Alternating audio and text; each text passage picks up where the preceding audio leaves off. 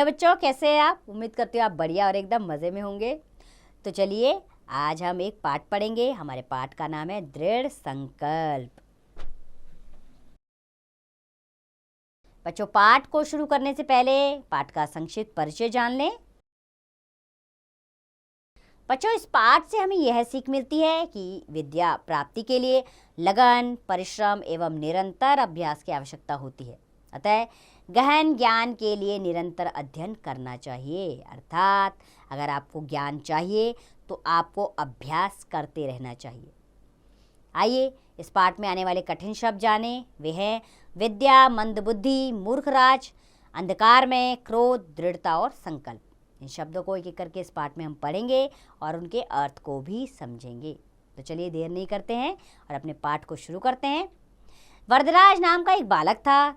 जब वह 5 वर्ष का हो गया तो उसके पिता ने पढ़ने के लिए उसे गुरुजी के पास भेज दिया। गुरुजी के पास और भी कितने ही बालक पढ़ते थे।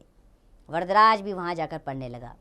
उन दिनों आजकल की तरह पाठशालाएं नहीं होती थी, अतः गुरुओं की सेवा में रहकर ही विद्या सीखने की परंपरा थी। परंपरा यानी कि चलन था। गुरुकुल में जाकर ही शिक्षा प्राप्त की जाती थी उस समय। वरदराज मंदबुद्धि बालक था। मंदबुद्धि यानी कि उसकी बुद्धि बेकार थी, उसको कुछ समझ में ही नहीं आता था, उसे कुछ भी याद नहीं रहता था। उसके सहपाठी यानी कि साथ में पढ़ने वाले विद्यार्थी, उसके सहपाठी आगे बढ़ते चले गए। वह 1 साल की पढ़ाई में 3-3 वर्ष लगाता रहा। गुरुजी उसे अलग से पढ़ाते समझाते, पर सब बेकार, उसकी समझ में कुछ नहीं आता था। सहपाठी उसे छेड़ते, उसका मजाक उड़ाते। कोई उसे बुद्धू कहता तो कोई मूर्खराज। कोई कहता जब ब्रह्मा बुद्धि बांट रहे थे तब यह सोया हुआ था, इसलिए इसे बुद्धि नहीं मिली। इसी तरह की कितनी ही बातें उसे सुनने को मिलती। वरदराज वैसे स्वस्थ और हिष्ट पुष्ट था, अर्थात देखने में अच्छा, तंदुरुस्त,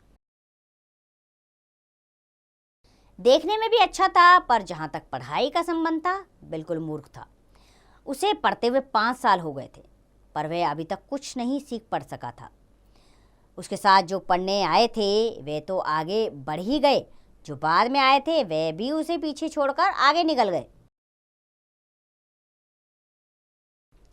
एक दिन गुरुजी ने निराश होकर कहा, बेटा वरदराज, मैं समझता हूँ कि लिखना पढ़ना तुम्हारे बस की बात नहीं है। मैंने कितना प्रयत्न किया, प्रयत्न यानी कि कितना प्रयास किया, प्रयत्न का अर्थ होता है प्रयास। मैंने कितना प्रयत्न किया, तुम्हें कितना समझाया, अलग से भी पढ़ाया, पर कुछ लाभ नहीं हुआ। लगता है तुम्हारे भाग्य में विद्या नहीं है। भाग्य यानी कि किस्मत में। तुम्हारे भाग्य में विद्या नहीं है, इससे तो यही अच्छा है कि तुम घर जाओ और वहाँ का कामकाज देखो। वरदराज के पिता बड़े विद्वान थे। विद्वान यानी कि बहुत ही बुद्धिमान, बड़े विद्वान थे। घर जाकर पिताजी को वह क्या मुंह दिखाएगा, उसको समझ में नहीं आ रहा था कि मैं अपने विद्वान पिता को ये कहूँगा कि मैं विद्या ग्रहण नहीं कर पाया और मुझे घर जाने के लिए बोल दिया गया। उसने कहा, मैं क्या बोलूँगा पिताजी को, क्या मुंह दिखाऊंगा? कैसे कहेगा कि गुरुजी ने मंद बुद्धि होने के कारण उसे पढ़ाने से मना कर दिया? लोग क्या कहेंगे कि पिता तो माना हुआ विद्वान और बेटा निरक्षर। निरक्षर यानी कि अनपढ़। यह सोचकर वरदराज की आंखों के आगे अंधेरा छाने लगा। उसे अपना भविष्य अंधकारमय दिखाई देने लगा। उसने अपने सामान की गठरी बांधी, गुरुजी के चरण छुए, साथियों से गले मिला और भारी मन से विदा हुआ। विदा यानी कि वहां से प्रस्थान किया, चला गया। उसका मन वहां से जाने को नहीं हो रहा था कि पिता से जाकर क्या कहूँगा, लेकिन क्या करता, जाना पड़ा। मारे शन के वह धरती में गड़ा जा रहा था। उसके पांव उठते ही नहीं थे। वह उदास अनमना सा चल रहा था। ऐसे घर वापस जाने का उसका जरा भी मन नहीं था, पर और कोई ठोर ठिकाना भी नहीं था। ठोर ठिकाना यानी कि कोई रहने की जगह, अर्थात घर नहीं जाता तो और कहाँ जाता, उसे समझ में नहीं आ रहा था। कहाँ जाए, क्या करे, उसकी समझ में कुछ भी नहीं आ रहा था। वह सवेरे चला था, अब दोपहर हो गई थी।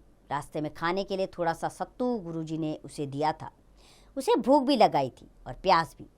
चलते चलते रास्ते में उसे एक कुआं दिखाई दिया। वरदराज कुएं की जगत पर बैठ गया, यानी कि उसके किनारे पर। बैठ गया वो। उसने देखा कि जगत पर पानी खींचने की रस्सी से जगह जगह पत्थर में गड्ढे पड़े हुए थे। उसने देखा कि रस्सी से बाल्टी को ऊपर खींचते समय उसमें निशान पड़ गए थे। वरदराज के दिमाग में अचानक बिजली सी कौंध गई। उसने सोचा, बार बार की रगड़ से कोमल रेशों से बनी रस्सी पत्थर को काट सकती है। मिट्टी के घड़ों से जो जरा सी चोट लगने से टूट जाते हैं, पक्के पत्थरों पर गड्ढे बन सकते हैं। फिर क्या लगातार परिश्रम करने से मुझे लिखना पढ़ना नहीं आ सकता? वो सोचने लगा कि बार बार रस्सी को पत्थर पर घिसा गया तो पत्थर पर निशान पड़ गया, तो क्या लगातार परिश्रम करने से मैं नहीं पढ़ लिख सकता? बस वह स्वयं ही बोल उठा, मैं परिश्रम करूंगा, फिर देखता हूं कि मुझे विद्या कैसे नहीं आती। उसके स्वर में आत्मविश्वास की दृढ़ता थी। आत्मविश्वास यानी कि अपने पर भरोसा होना, दृढ़ता यानी कि शक्ति थी उसके अंदर। मतलब उसके अंदर का आत्मविश्वास अब जाग चुका था। कुछ कर दिखाने का संकल्प था, अर्थात उसने अब इरादा ले लिया था कि वो अब कुछ करके ही मानेगा। उसने कुएं पर रखे डोल से पानी निकाला, हाथ मुंह धोया, सत्तू खाकर पेट भर पानी पिया। अब वह लौट पड़ा। इस बार उसके कदम पहले की तरह भारी नहीं थे, वह तेजी से चल रहा था। उसकी उदासी दूर हो चुकी थी। अब तो वह दूसरी ही तरह का वरदराज लग रहा था। सूर्य अस्त होने से पहले ही, अस्त यानी कि डूबने से पहले, सूर्य अस्त होने से पहले ही वह गुरुजी के आश्रम जा पहुंचा। उसने गुरुजी के चरण छूकर प्रणाम किया। उसके साथियों को जब पता चला कि वह फिर से वापस आ गया है तो वह तरह तरह की बातें बनाने लगे। गुरुजी उसे देखते ही बोले, बेटा वरदराज, तुम घर नहीं गए क्या?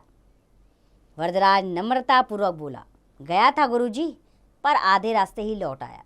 अब मेरी आंखें खुल गई हैं। मैंने निश्चय किया है कि मैं पूरी लगन और परिश्रम से पढ़ूंगा। आज से आपको कुछ भी कहने का अवसर नहीं दूंगा। गुरुजी का दिल पिघल गया। बोले, ठीक है, कुछ दिन और देख लेता हूँ। तुम जो कह रहे हो उसे कर दिखाओगे तो मुझे बड़ी प्रसन्नता होगी। वरदराज की पढ़ाई आरंभ हुई। अब तो उसकी भूख और नींद का पता ही नहीं कहाँ भाग गई। वह रात को देर तक पढ़ता रहता और प्रातः सबसे पहले उठ जाता। दिन में भी वह एक क्षण बेकार नहीं गवाता था। फिर क्या था, जो पाठ याद करना उसे ऊंचे पहाड़ पर चढ़ने के समान कठिन लगता था, वही अब सरल हो गया। गुरुजी व दूसरे छात्र इस परिवर्तन को देखकर, परिवर्तन यानी कि बदलाव, इस परिवर्तन को देखकर आश्चर्य में डूब गए। अब वरदराज की गिनती प्रतिभाशाली छात्रों में होने लगी। प्रतिभाशाली यानी कि होनहार। वो भी एक होनहार छात्र बन गया था। कल का बुद्धू वरदराज अब बुद्धिमान बन गया। ये लगन और कठोर परिश्रम का चमत्कार था। बाद में यही वरदराज प्रसिद्ध विद्वान बने। देवगिरी के राजा महादेव की सभा में वे महापंडित के पद पर सुशोभित हुए। संस्कृत में पाणिनि का व्याकरण प्रसिद्ध है। यह कठिन भी है। इसे समझने में विद्यार्थियों को बहुत परिश्रम करना पड़ता है। वरदराज को भी पाणिनि के व्याकरण को समझने में बड़ी कठिनाई का अनुभव हुआ था। इस कठिनाई को दूर करने के लिए पंडित वरदराज ने लघु सिद्धांत कौमुदी की रचना की। इन्हीं वरदराज ने मुग्धबोध नामक संस्कृत के सरल व्याकरण की रचना भी की। वरदराज के जीवन की इस घटना से एक लोकोक्ति भी प्रसिद्ध हो गई।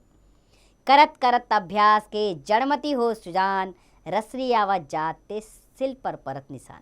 जड़मती यानी कि जड़ बुद्धि, सुजान यानी कि ज्ञानी, और निशान का अर्थ होता है निशान, अर्थात लगातार प्रयास करके जब एक जड़ बुद्धि यानी कि एक बुद्धू इंसान ज्ञानी बन सकता है, जैसे कि बार बार रस्सी को पत्थर पर रगड़ने से निशान पड़ सकता है, वैसे ही एक जड़ बुद्धि भी विद्वान बन सकता है। केवल परिश्रम और अभ्यास की आवश्यकता है। तो बच्चों, ये कहानी हमें यह सीख देती है कि हमें परिश्रम का साथ कभी नहीं छोड़ना चाहिए। मेहनत से लगे रहें, आपको सफलता जीवन में अवश्य मिलेगी। आप जो चाहें वो पा सकते हैं, जो करना चाहें वो कर सकते हैं, लेकिन मेहनत साथ में रहनी चाहिए। उम्मीद करती हूँ ये अध्याय आपको अच्छा लगा होगा। अब इसका अभ्यास कार्य आप स्वयं कीजिए।